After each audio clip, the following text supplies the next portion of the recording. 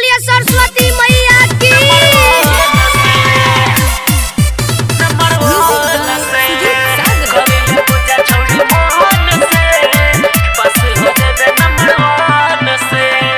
माता शारद के महिमा महान छै, जाने पूरा है दुनिया जहान छै।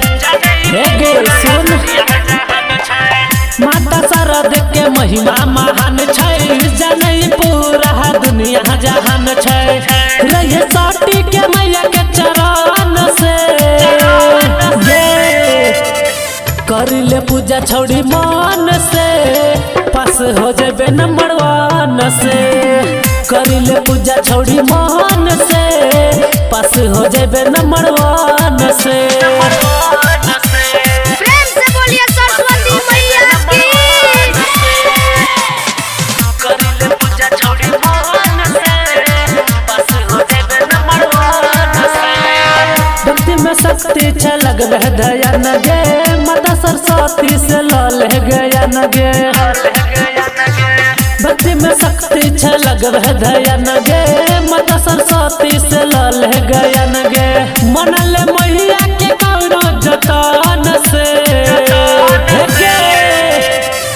पूजा कर छौड़ी मान से, पास हो जाबे नंबर 1 से।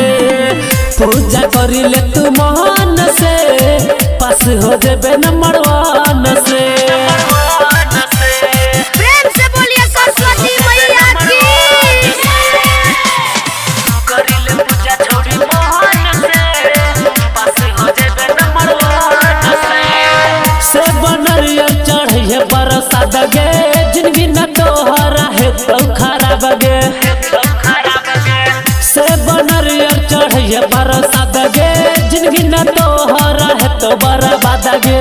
कहो सुनील श्याम लालन मान से गे, पूजा कल छौड़ी मान से, पास हो जाबे नंबर 1 से। पूजा करी ले तू मान से, पास हो जाबे नंबर 1 से।